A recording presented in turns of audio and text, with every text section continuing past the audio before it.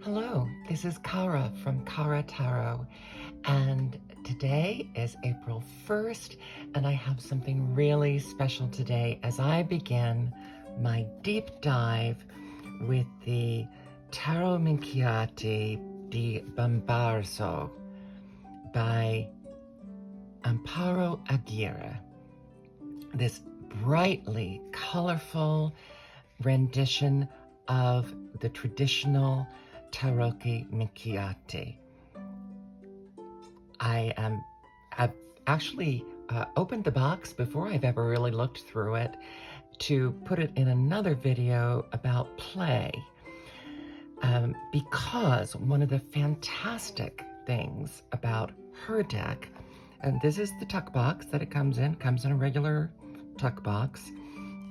The fantastic thing is that she includes in the deck this little, I forget what they're called, Spanish and English translations of how to play the game. They're also available through her website, so I think she has those available to anyone, even if you haven't bought this particular deck. But she has descriptions about this particular deck, but also instructions on how to actually play the card game of Minchiate. And if I can never get enough people together to do it, I really would like to try that. Along with that, she has a card for, this is the layout of the game. And I have not explored this, so I don't know if it goes like this or like this. And the score map of the game.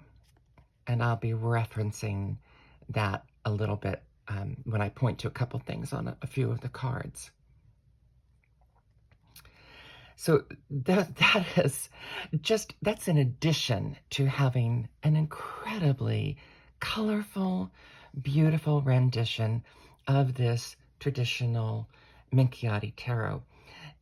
This is going to be my deep dive for April. I'm going to spend the month working with this deck, learning about Minchiate. Now, I do have a traditional Brazilian Minchiate. And she started with a traditional deck. She did a revamped edition of an older deck that I think her grandmother had given her, of the traditional Minchiate. And now this is the Minchiate Bomarzo, which is from a particular region, so it has some differences, and I'll talk about that. So as I said, I have this. I have a traditional version that I got from Brazil. I have the Debray Minchiate, which has names on all of the cards and kind of cleaned up and streamlined illustrations. That is quite inexpensive. So if you're looking for an inexpensive Minchiate, I would suggest the one by Debray. That's Dabrigh. This was not an inexpensive deck.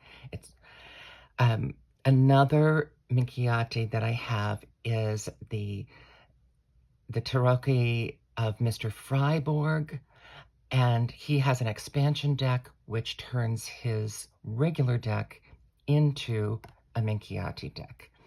Not all expansion decks are specifically created to make the deck a Minchiate deck. Some expansion decks just have more cards with other meanings that are more like oracle editions.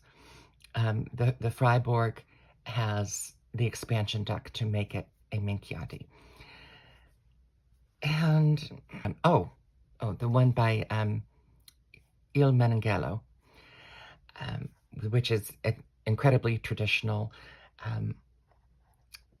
So I had that traditional one before I got this brightly colored one. The Il Meninghello does not have an instruction book with it, so this is why I'm focusing on this one. she has a very detailed definition of the cards available with that online. Again, I'm sorry, I can't think of the name that square thing is called now. Maybe I need a little more coffee. So I will now start with the cards. I think I'll start with the minors because it is a pip deck. It is a traditional pip deck. First of all, just lovely backs. This is a smaller size deck. The traditional tarot cards would be a little bit wider and a little bit longer, about 1/4 of an inch in each direction. This beautiful red back, which reminds me of the Visconti Sforza tarot backs, and then edged in navy blue, and this is her edging. It's just a really beautifully done deck. So I am going to start, I think this is what I'm going to do. Start by talking about the court cards a little bit.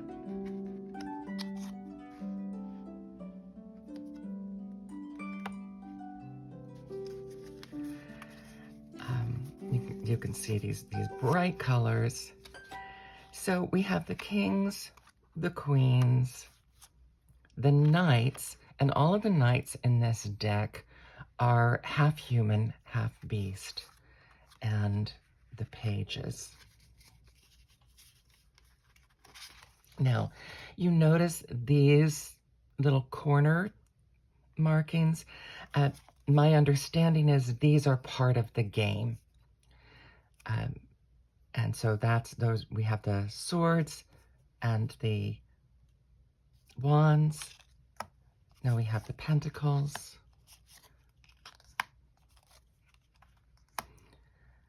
And so the pages are, some of them are princesses.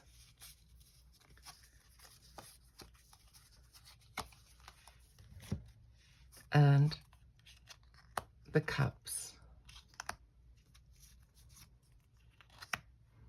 But again, the knights are half animal. So we have 2 boy pages and 2 girl pages, or prince and princess, however you like to think of them. So those are the court cards. And I'm intentionally trying to mix up the deck as we go, just so you know, because I wanted to do a reading at the end of this. So I will begin with the cups, and just let you look at these gorgeous, gorgeous.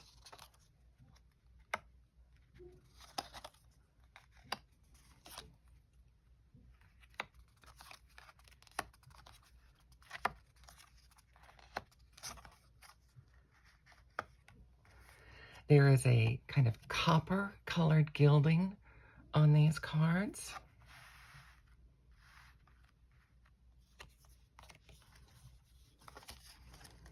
The wands, obviously they're color-coded. Now, as with other Minchiate decks, there are fables associated with some of the cards. So this is the fox and the stork, it looks like. I don't necessarily know all of these fables, but that's another layer of interpretation that you can add when you are working with this deck. The coins. All of the faces are different in the coins, and that is something that I personally look for in a pip deck, because I do feel that you can use the directionality of the faces. Here she has her name, Amparo.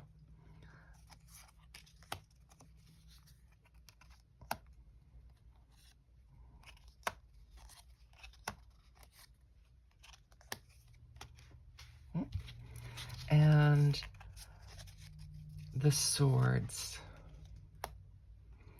So this has a stag. So if you were interpreting this, you could look at this and say, well, you have the decision. You can just admire the stag, or you can hunt the stag.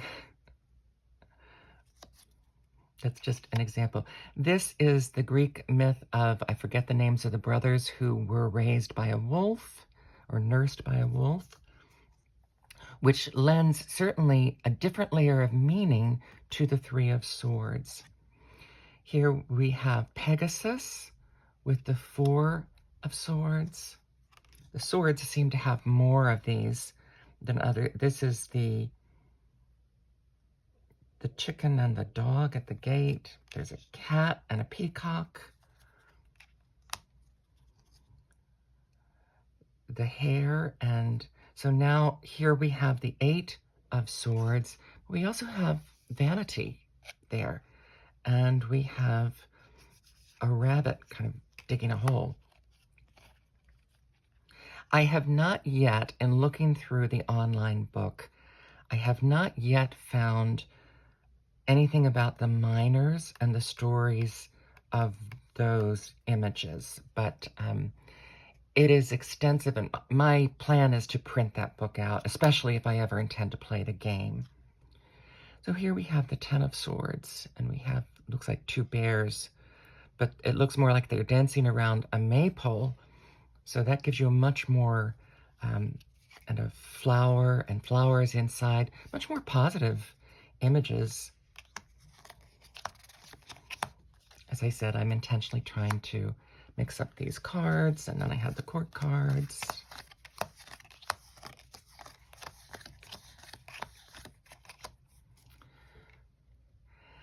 So I will now start going through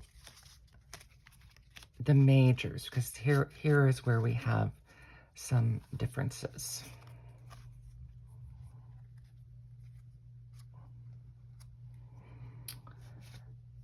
If you are familiar with historic decks, many of these will not be as different to you as to other people. I will lay out the first 5 here.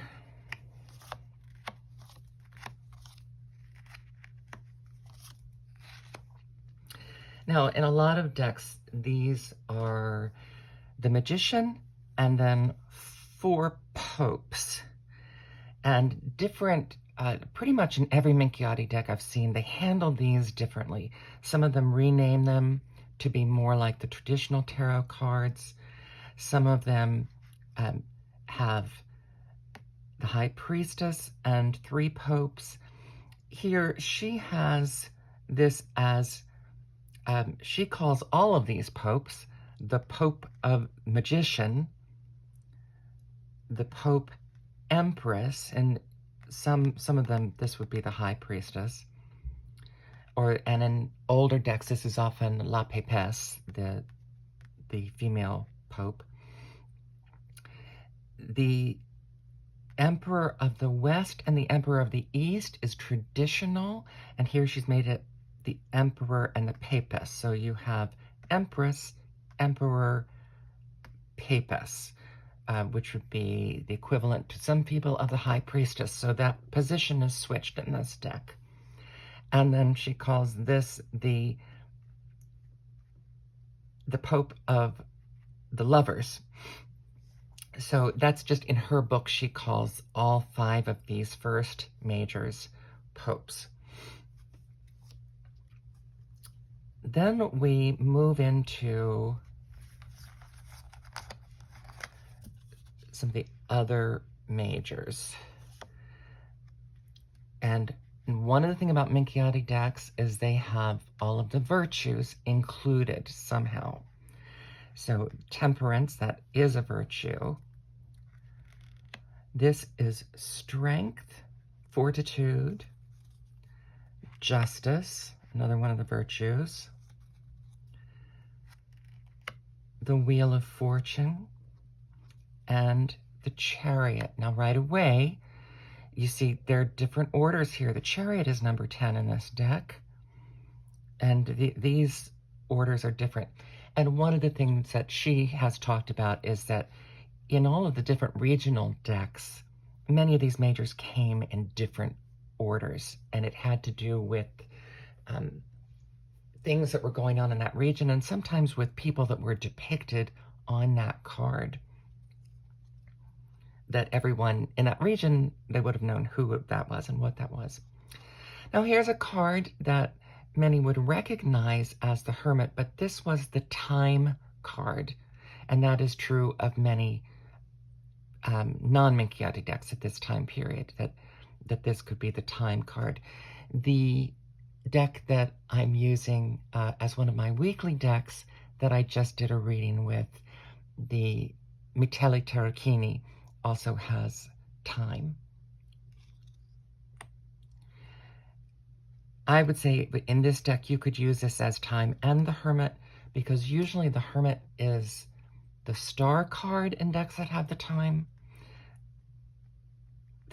card, but not in this deck. The star card is a star card. Hanged Man, Death, the Devil. So immediately you're seeing different ordering going on here. And now many of you will know that in the Minchiate decks and other older decks, the Tower card is referred to as Le Maison Dieu, the House of God. In her deck, she calls this the House of the Devil. And now we're getting into the virtues. This is hope, prudence,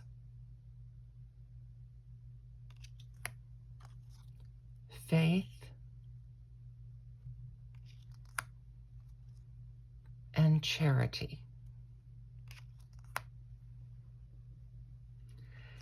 Minchiate decks have all four of the elements. We have fire,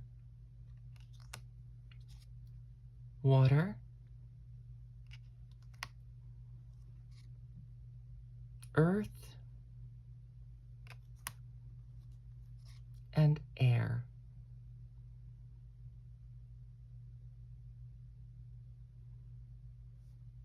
That beautiful copper gilding. And again, these symbols have to do with the game and the scoring of the game. And now we get into another of the things that makes Minchiate decks so interesting. I continue to mix my cards up now. Is that Minchiate decks have astrological cards as well.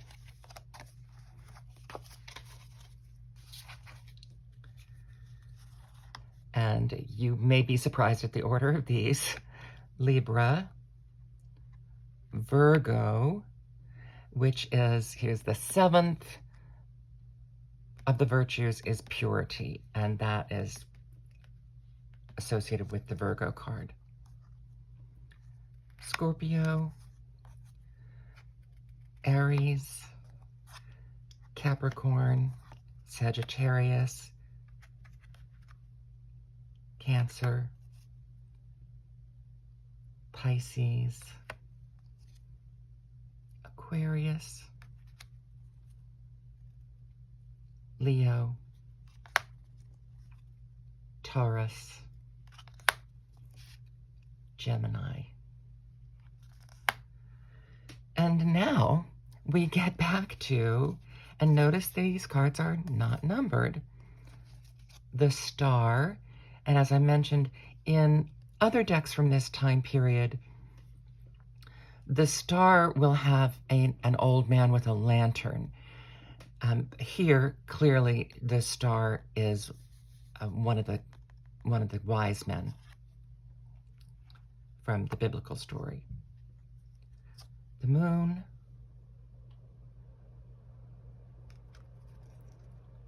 the Sun. As with many older decks, the order of Judgment and the World is different from the Rider-Waite-Smith. The World is first, and Judgment, the Heavenly Kingdom, is last. Very typical for older decks that the World is below Heaven. And the Fool. As with many of these older decks, we have this, and the Minchiate deck also has this, at this time, similar time period, the Fool being chased by children and him beating them off, beating them away from him. Although this guy is not as clearly raising that to hit them. He seems to be more playing with them, which is nice.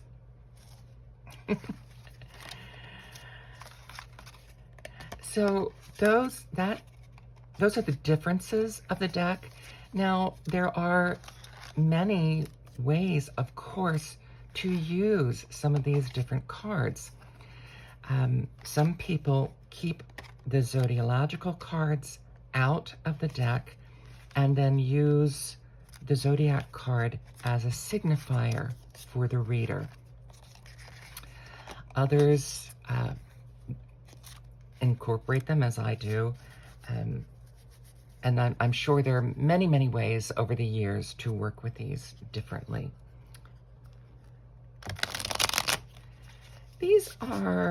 The weight of these cards is, I'd say it's about regular playing card weight. If you like Oracle weight cards, this is not them. This is also, if you have any of the traditional mass market Lo Scarabeo decks, it's about the same as they are. I've got a knitted thing here that makes it a little more difficult for things to slide, so the messy shuffling is on me.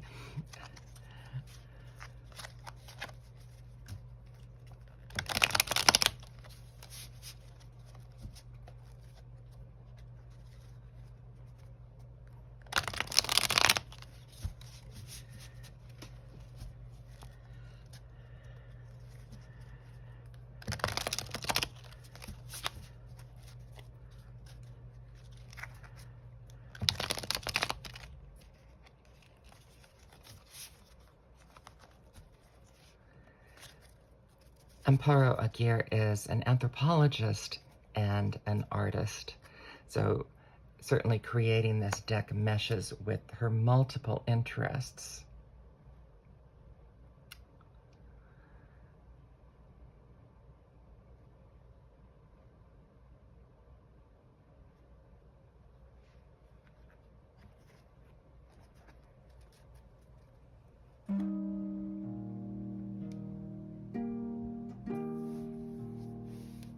So I thought I would just do a deck interview spread with this today.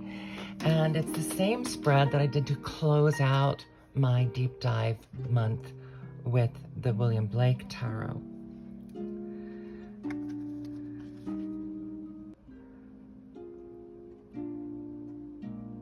The first card is, what are you here to teach me?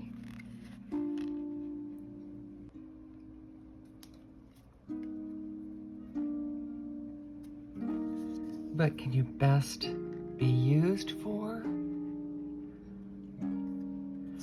What are the strengths of this deck? What are the limitations of this deck?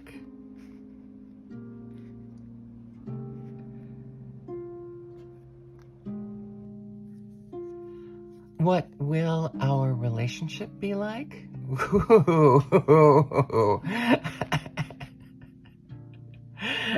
And what advice do you have for me as a tarot reader? Okay. So, what this deck has to teach me is the Three of Cups, and that would be happiness. Certainly it brings joy just being in a spread, just being on the table in front of me. It brings me a lot of joy.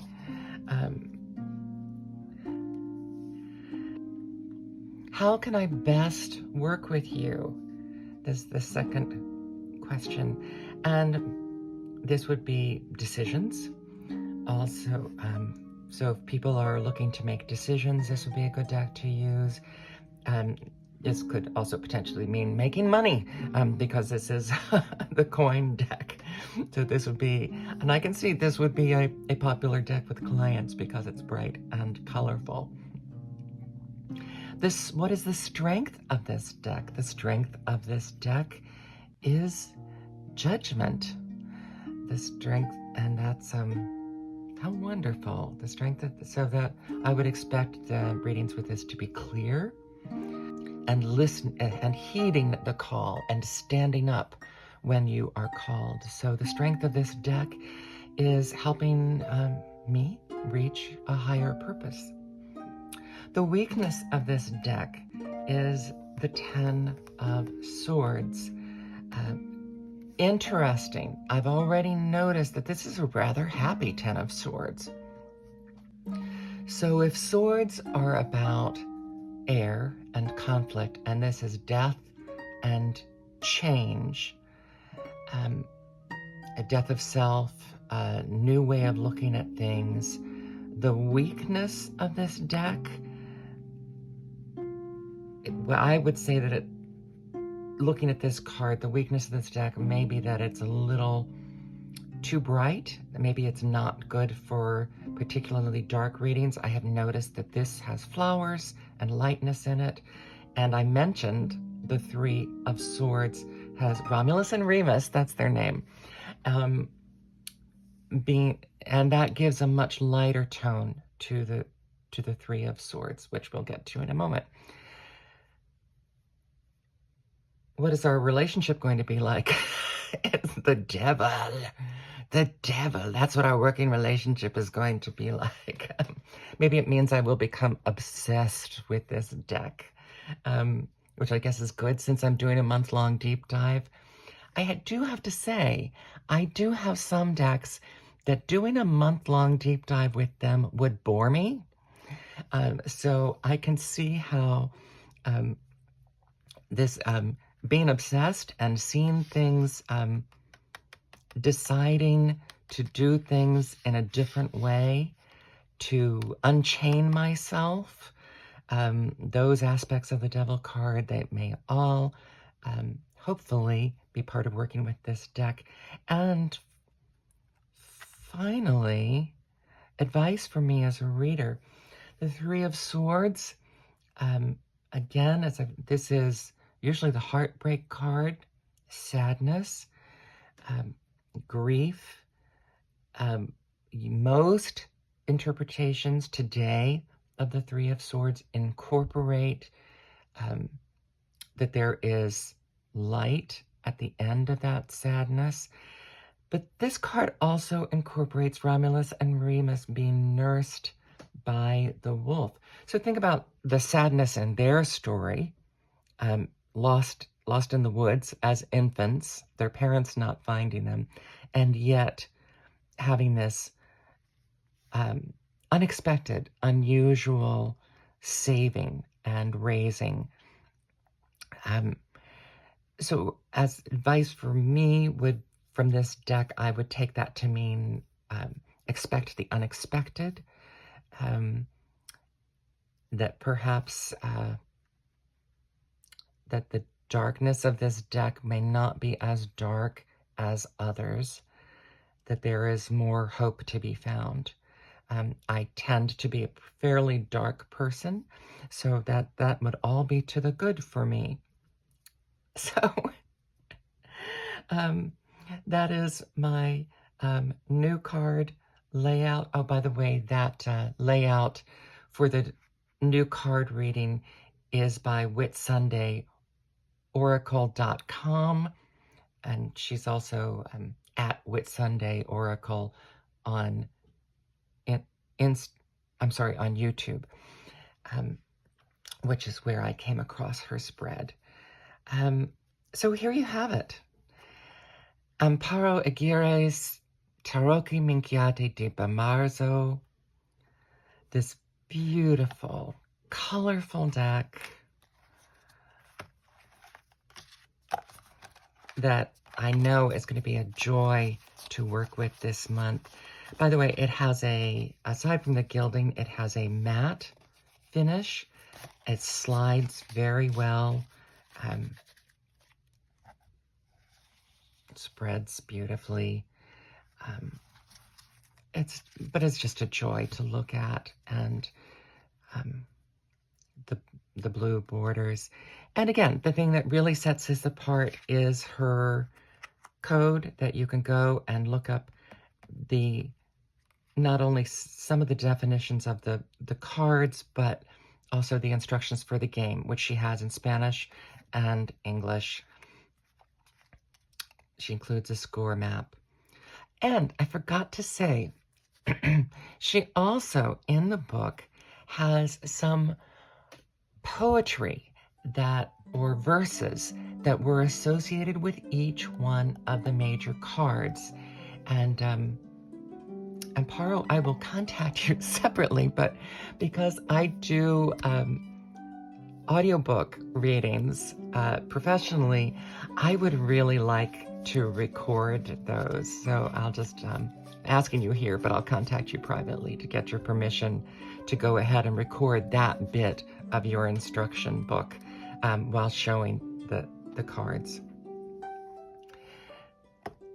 So this acts as a deck review, or deck flip through, really. It's not a review because I haven't worked with it yet, of the Tarocchi Minchiate Bomarzo. I look forward to working with it more this week, and I hope you're looking forward to seeing more of it in action. I'm Cara Taro, and this is my April Fool's Day general reading, new deck reading, whatever you want to call it. Have a fun day.